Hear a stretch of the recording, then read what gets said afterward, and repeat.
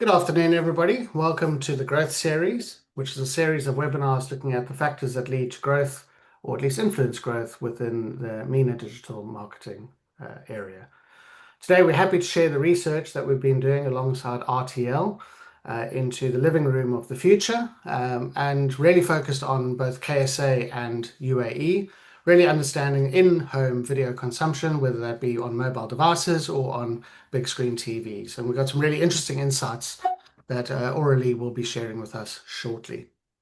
So we specifically aligned with RTL in order that we had a piece of research for our region around this topic that was aligned with what we see in other markets, which gives us some really interesting comparisons with other markets, both in Europe and in Asia, in fact, and of course in the US as well. And we see that a lot of the differences we see between not only between the UAE and KSA, but significant differences in behaviors between our region and some of those regions. So lots of interesting insights to go through. We're not going to go through them all today. This is very much a top-line view. We do have a CTV task force. As IAB, we'll be reviewing the raw data and actually looking through a lot more of the insights as a team, which we'll come back to specifically for members over the course of the next couple of weeks. So with that, I'd like to firstly thank RTL for working with us on this project. It's been an absolute pleasure working with them, and we've enjoyed it a great deal. And we've got some really interesting insights to share with the market, so everyone wins. So Aurelie, thank you very much for making your time available for us today. Thanks to all those that have joined the call. We've got an hour scheduled. I don't think we'll need the full hour, but we've got some time. So if you've got any questions, let's spend some time talking about this really interesting topic of the in-home video experience across the MENA region. Aurelie, over to you. Thank you very much. Well, thank you for the nice introduction, Ian. It's my pleasure to be there, to be able to present to you the key findings of the living room study. So I'll be sharing my screen now and guide you through the presentation. Should be all on screen. So first things first, I'd like to introduce myself. So I'm Aurélie Brunet de Coursou, and it sounds very French, and indeed, I'm French, based in Paris, and I'm the marketing director at RTL Ad Alliance. So I will start with a short presentation from the company before zooming into the findings of the study. So RTL Ad Alliance is the international sales house of RTL Group. So we bring business from abroad to the local markets. And our mission is really to connect the brands from all over the world to European audiences through premium video with simplicity and effectiveness. And we are a European company, and it is really like our daily reality. We have colleagues sitting in 12 different markets throughout Europe. So we really, know what Europe is about, and it's about diversity. So each market is different from one another. It's of course different languages, it's different media consumption habits, different consumer behaviors, sometimes different local regulations as well. So it is a challenge for brands coming from abroad, sometimes to enter the European market for that diversity. But we really believe that it's also, it's the strength of Europe, this diversity. And we know that a one-size-fits-all approach won't really work in Europe. So you have to take into account that diversity. So what we do at RTL Ad Alliance, so we belong 100% to RTL Group, but we go far beyond the RTL Group because we are creating this alliance of very strong national media brands. And I don't know are familiar we are with the European market, but you might recognize some of very, very, very strong media brands such as ITV in the UK, RTL in Germany, Rai in Italy, just to give a few examples. So our aim is to, for brands coming from outside of Europe is really to give you the best media brands who create trust, who are able to really to create an impact for your brand when they try to enter those markets. And we work already with a lot of brands coming from the MENA region, and mainly from the tourism sector.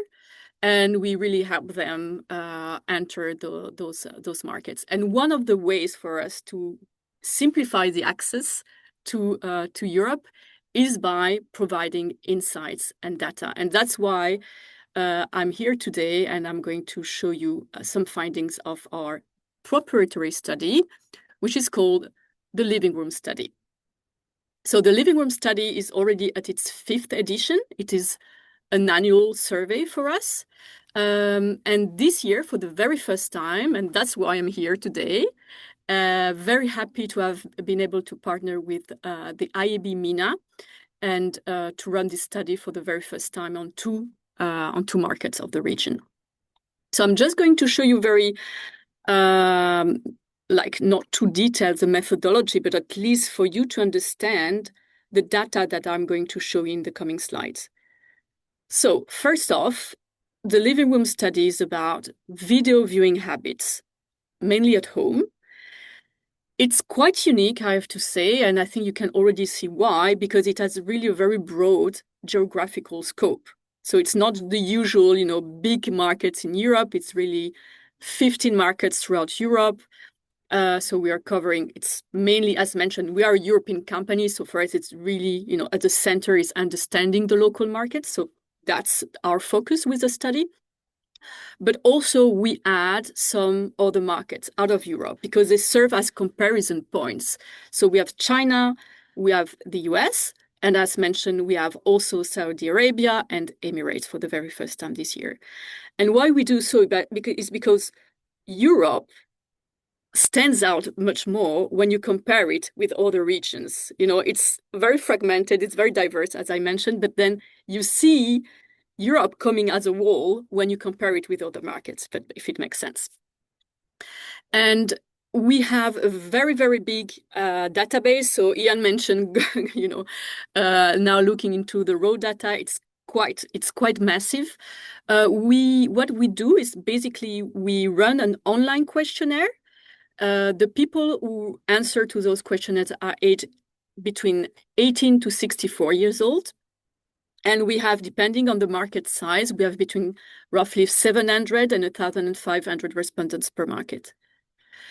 And just to finish with the methodology for you to know, because it's very relevant with the current context, that's the online field. So we administer the questionnaire end of January this year till the 4th of February. So it was before all the current turmoil, so to say, in the region. Okay, so that was for you to understand what is the data you're going to see. So each time is going to be 1864 years old, and it's going to be, of course, declarative data. Okay, so that's very important. It's not, it's what people remember that they do, or what are their sentiment, or so it is declarative data. Now, moving to the first part of the learning. So it's really about, in general, what are the video viewing habits? And here, what I think is very interesting to start with is the overall importance of video in the different regions and markets, because there is a very strong difference, as you can see, between all those.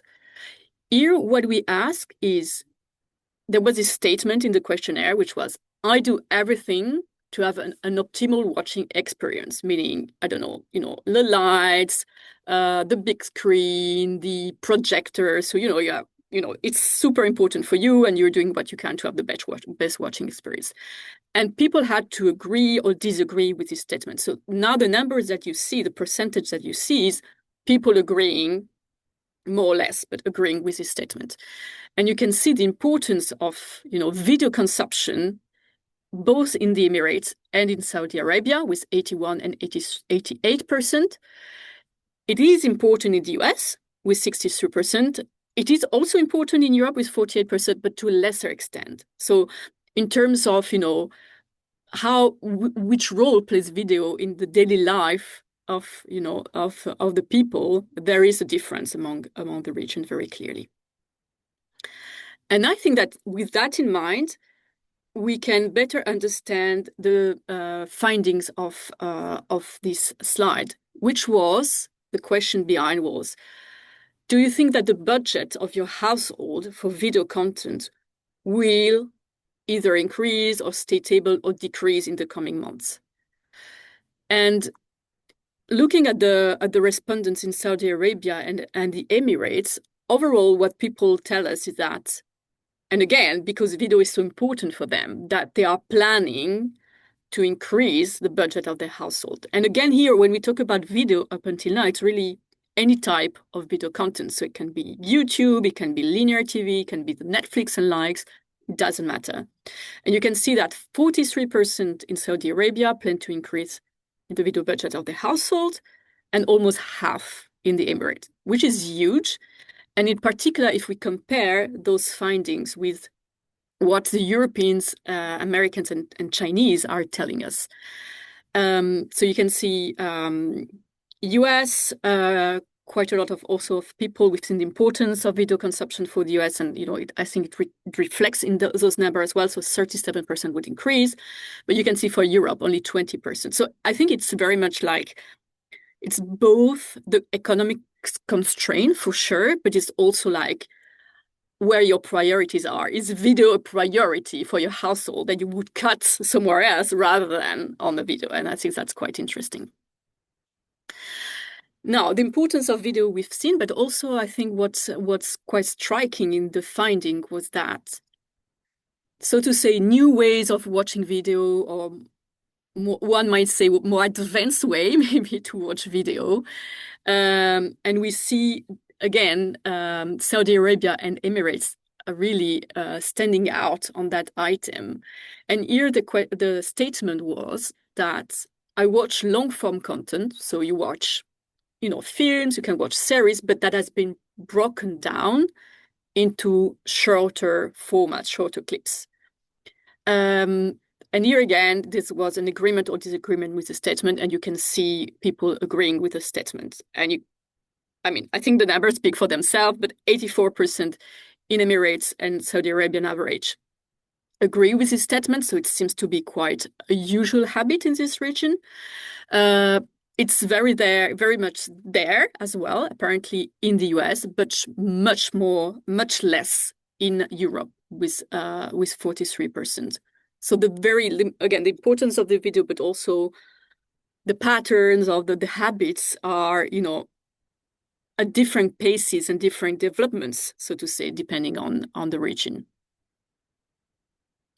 And you might think that, this habit of watching shorter, or long-form content shortened in shortened formats, that it's very much linked to, smartphone usage. Well, it might be, but it doesn't really stand out when we look at what the people declare they are using in terms of device on a daily basis to watch video content. And again, this is all type of video content, so whatever you might think of, social, YouTube, whatever.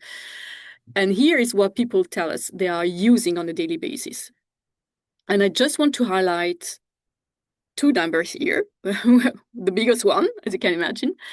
So what you see is that Europe is very much about the TV set. And this is, something we've seen time and time again. It is very specific to Europe, apparently, but on a daily basis, 64% of Europeans would tell us that they use a TV set. Whereas if we look at China, this is very much a mobile-driven market. So 81% would tell us that they use their smartphone on a daily basis. So again, very big differences among the regions. And if we zoom just for a moment on this daily usage, but specifically of the TV set, you can see, and I think it's interesting, I was mentioning, Europe, behind the European average of 64% we've just seen, there are a lot of different realities. So for example, in France, in Spain, in Italy, people tend to declare that they use a TV set on a daily basis much more. Whereas, for example, I don't know, Norway or the Netherlands, it's far less. So there are really different also habits depending on the market. I would say that if you look at it that way, Saudi Arabia probably is a bit in between. So it's between China at 40% and the European average of 64%. It seems to be a slightly more, so to say, TV market, TV set market than the Emirates. Now, people are, we've seen, anyway, most of them using their TV sets. And what was interesting for us to try to understand is, okay, how concretely people are accessing video on this device.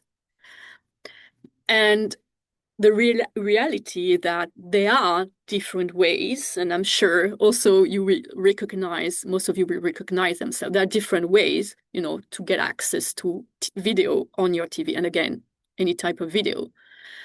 But what we see for both Saudi Arabia and Emirates is that it's primarily through a smart TV homepage, so that people are equipped with, I don't know, what's a stronger brand on your market, with a Samsung or LG or whatever a TV, and they are, accessing content through the homepage primarily. But also what we see quite strongly in those two markets is the so-called screen mirroring, meaning that basically you are connecting either your smartphone or your computer, you are connecting it to your TV set and just, so-called screen mirroring, which seems to be quite a habit on those two markets. And again, especially you can see the difference when you compare with the other regions. Screen mirroring is not so much a reality in Europe, or far less and also in the US. And you can see that maybe it's a bit closer to what we see in China. Now, people access, and we've seen different ways, but mostly with a smart TV homepage, they do access video content on their TV set.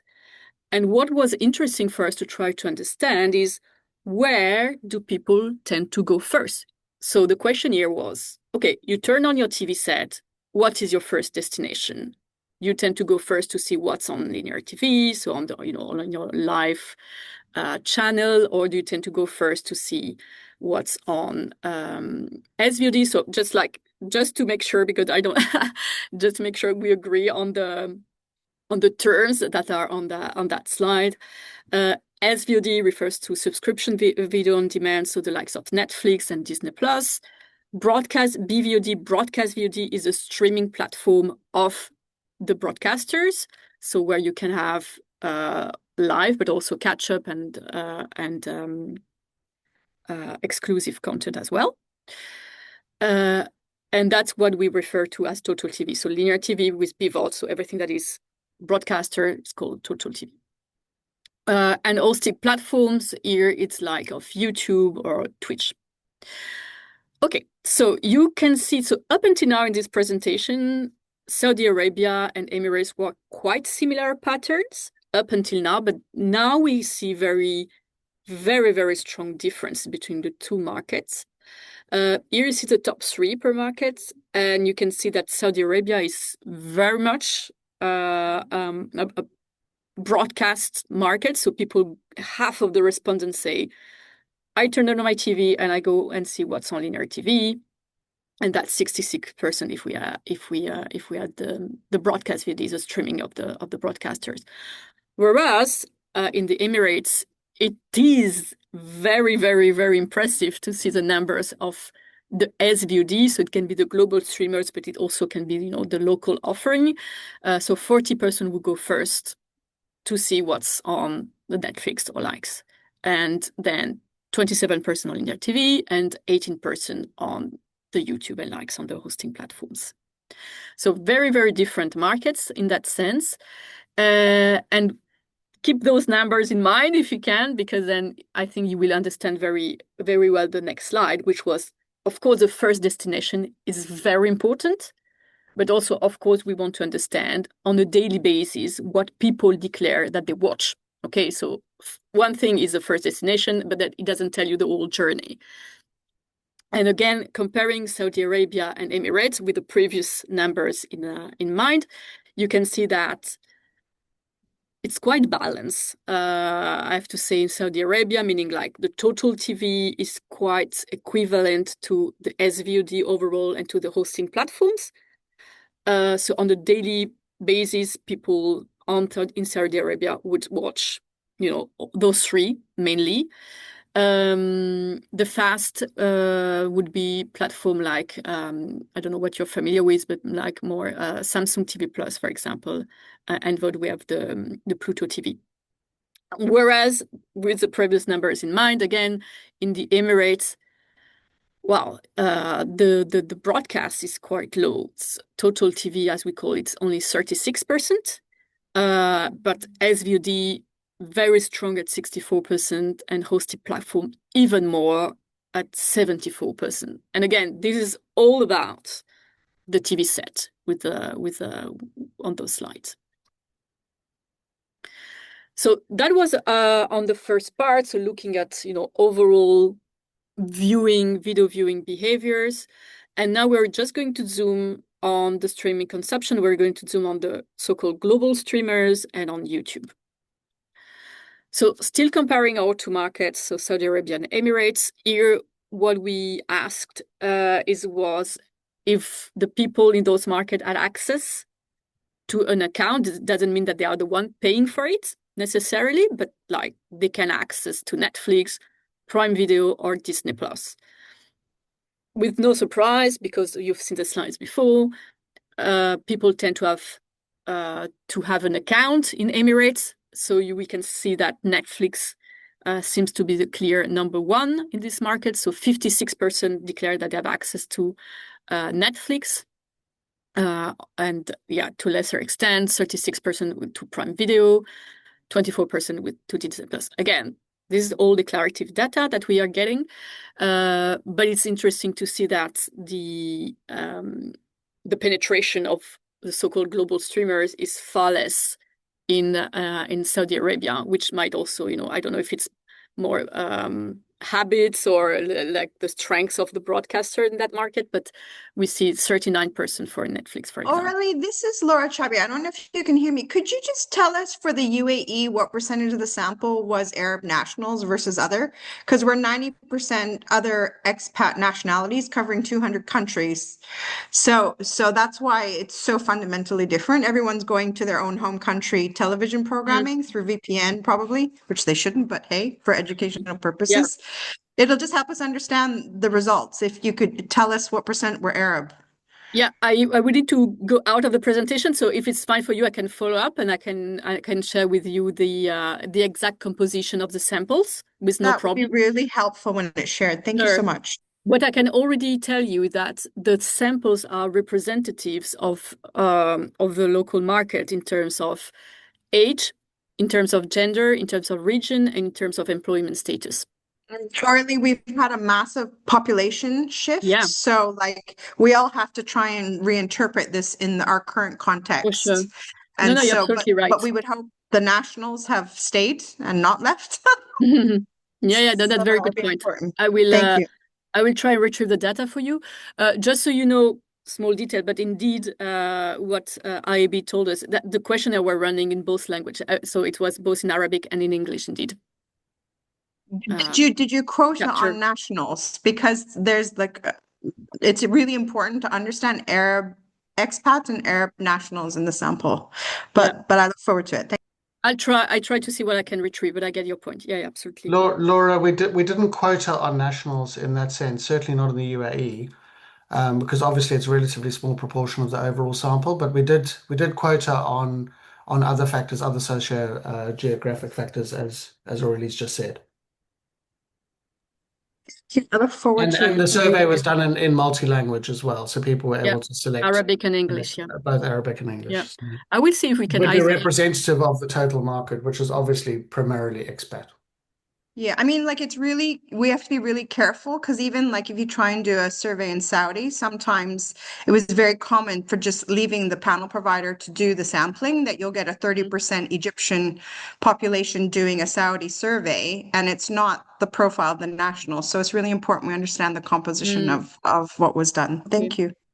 Yeah, I see what I can retrieve from the panel provider, but yeah, to Jan's point, indeed, what we had in terms of representation, the 4-1 I've listed.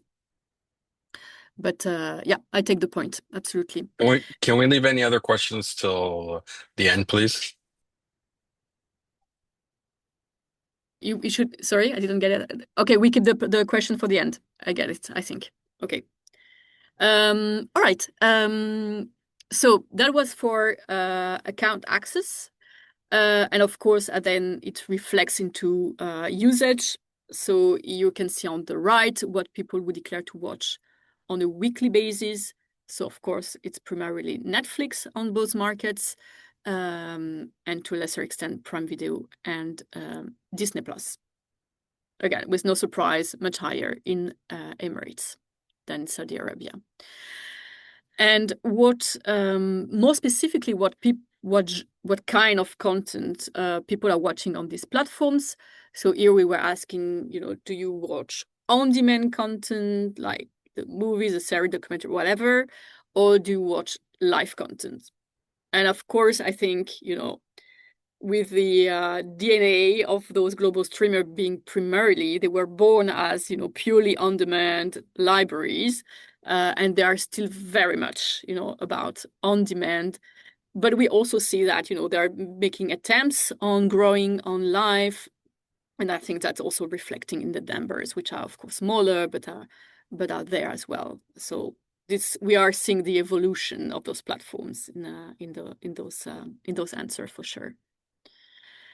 And we wanted to understand, okay, so we've seen the usage, we've seen, okay, who has access to an account, but also what is very important for those platforms is the so-called the churn. So do people subscribe just for, just to watch one series or, a couple of movies and then they unsubscribe and move to the next one? So this is a practice, of course, that is very much an issue for those platforms. And it seems to be like a usual behavior in both markets. So 37% in Emirates, 42% in Saudi Arabia would say, yes, I do it often. And if we add it with the people who say I do it sometimes, it seems to be that there is like no particular, strong attachment, so to say, to one of those, but it's more like, following the content where it is and moving from one to another, which is interesting because it's less the case, especially if you compare with Europe, and you can see the churn numbers, again, declared churn numbers are far lower in Europe. So this is less. I don't know if it's, to be honest, like a cultural but this is something that it seems to be more specific to the MENA countries we're seeing here. But I think it's also, and just zooming just for a second on Europe, I think that's just wanted to bring this insight to you, is when we talk about churn, one of the ways for the global streamers and other global platforms, video platforms, is that they are partnering with a lot of local broadcasters in Europe. And one of the reasons is, of course, to limit churn. So because the more offer you have on your platform, the more people stay or, and less willing to leave. And this is not extensive and exhaustive, more extensive. It's not an exhaustive view of all the market, but it's just to give you a flavor. And I'm sure we will see more and more of those collaboration. To give you an example, so this is not live now, but it has been announced for this summer between Netflix, and I think it's a global first, that is partnering with Tefa. She's a very strong local broadcasters. And so they will have they will have the Tefan channels plus the streaming on the Netflix. So it's quite big. Very recently, to give you another example, in Germany, so HBO Max launched beginning of 2026, and they associated with our streaming platform, so with RTL. RTL Plus, and they created a bundled offer. So you can have a special price if you were subscribing to both those streaming offers, rather than, of course, at a better cost if you were buying them separately. So I think that's seems to be quite specific to Europe, because the local broadcasters are very, very strong on this region. And that, the global players, they don't do it out of politeness. They really see, the added value and the need to do those partnerships. So I just wanted to bring this also to your attention. Now moving to, so that was very much about, again, global streamers. Moving a little bit on, zooming on the YouTube consumption on those two markets. So here the question was a bit more in detail. Okay, what genre of content do you watch on YouTube? This is quite, I would say, similar between the two markets. So there is a little bit of live and replay of live. Of course, it's a lot of on-demand content, but also those short video, vertical videos that I'm sure you know that are very common on YouTube. And what was more of a surprise for me, I have to say, and I'm sure you will have a better idea on the why than me, but when we ask more precisely, again, what do people watch on YouTube, very more granular way, and when you compare the results between Saudi Arabia and Emirates, that will be on the next slide, then it looks very different. So Saudi Arabia is more like, okay, I would say, in a sense, closer to, a streaming or a broadcaster. So you go there and watch series, you go there and watch movies. You don't really go there and watch music video, for example. You can see the answers in percentage. Music video is quite low at 26%. But then it seems that the usage is very different in the Emirates. 47%, for example, say that they go on YouTube to watch music video. So the top three looks very, very different. So again, I'm not an expert from the media region myself. I will be very interesting if you have any comments as a follow-up. But yeah, we see very different patterns of usage, so to say, and YouTube is seen in a different way, apparently, on those two markets, and fill different needs on those two markets. And I'm now reaching to the very last part of this presentation, which was looking a little bit more on advertising. So what we had a look at is ad understanding, ad acceptance, and trust. So let me tell you what I mean by that. So what we try to understand is basically, do people understand? But that might be a strange concept, but do you understand as a viewer why there is ad on the following types of media and platforms? And here you can see the answer. So people said, well, I understand it very well. And apparently in Emirates, people they get it, why there is advertising. There should be advertising on social media, there should be on hosting platforms, so again, the like of YouTube and Twitch.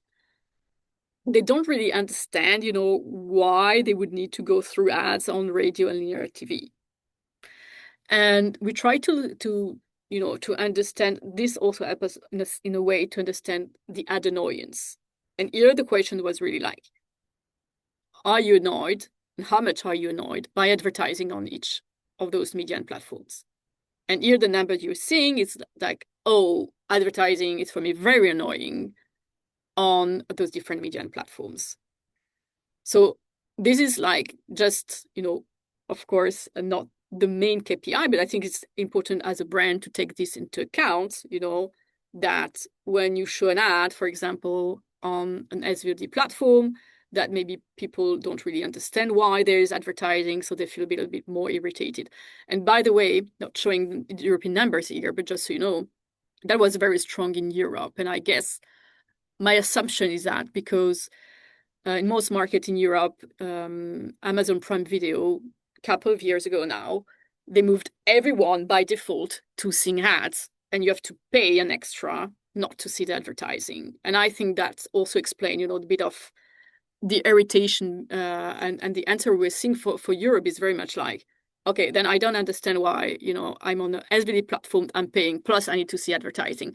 And that's important because then they feel a bit more irritated because they're like, okay, why should I see ads? So I think it's very interesting, to take that into account. The ad annoyance is rather low in Emirates. Those are quite low numbers compared to Europe that we are seeing. So in Europe, people are much more, I don't know, sensitive on this topic anyway.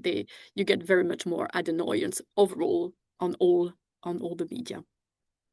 We're not very ad lovers. I don't know what the term is.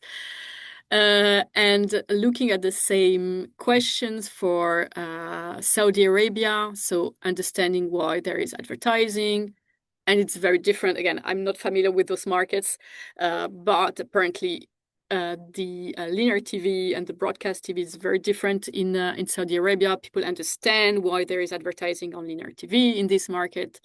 Again, I don't know what's happening with radio. They don't really get what there is advertising on radio, apparently. And the ad annoyance is, as we've just seen with Emirates, is quite low. Overall, people are quite open to advertising. The ad annoyance levels that we're seeing are pretty low. There are a bit of differences between that you can see here, but it's not, to be honest, not very, very high differences.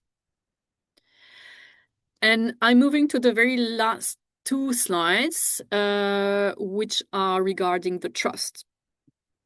And here the question is, when you see or hear a brand for the very first time, so it's a brand you don't know, you see it for the first time or hear it for the first time on those different media, what do you tend to think about the brand advertised? Are you going to trust that brand?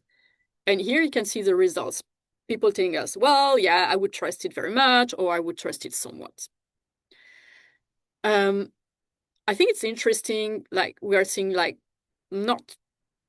there is not a huge difference, to be honest, between the two markets, but there is slightly less trust overall in Saudi Arabia compared to Emirates. So here the topic behind is really like, as you know, of course, everyone has a subjective idea about each media. It doesn't mean, it's not about being right or wrong, but, people tend to associate linear TV. Well, if a brand is on linear TV, then they have the money, then it's a big brand, so I can trust it. You know what I mean? So it's like everyone has an idea, so to say, and they associate each media with certain characteristic. Okay, so there are certain media which are more able to create the trust than others, and that's what we're seeing. Again, I don't know what's happening with radio on those markets because it's very different from what we see in Europe, but there might be different levels. And again, doesn't seem to be really a trust issue in those two markets because overall you can see the numbers are very high, and that's why I wanted to bring to you the picture in Europe, because it looks very different. And now I'm not showing you US and China here, but just so you know, this trust issue, I would say, that there is in Europe, there is not in the other regions. So it seems to be something very specific to Europeans, that you can see that there are very, very strong difference between the media and the touch points. And again, same question as before. So you don't know the brand, you see it for the first time, do you trust it? And it is very, very strong because you can see that the brand is it's twice as trustworthy if seen on linear TV versus social media. So there is a huge difference. So linear TV is at 61, streaming, so broadcast video is 56, hosting platforms, again, the like of YouTube is at 40%, and content creators and social media are at 33 and 34%. Now you would see that, then if we, of course, go even more granular, you look at per age group, the young target overall seems to be like more trusting overall, but you still see that pattern anyway, which is interesting. And this is quite important for you, I don't know if there are any advertisers agency planning Europe out of Dubai here today, but it's like, I think you really need to take that into account, because if you are launching a brand and you want to create a brand or just reinforce the brand image, in Europe, you really have to take this into consideration, because you would feed your brand very differently depending on where. So the message, of course, the creative is important, but equally as important in Europe is where, on which media and touch point you put that content, that creative, that advertising piece. And that's it for today. I have no watch. I have absolutely no idea how long I've been talking, so hopefully not too long. And yeah, I will pause it. I don't know, Ian, if you want to take it over. This is just the start, right, Ian? Absolutely, yeah. It's just very, very top line view.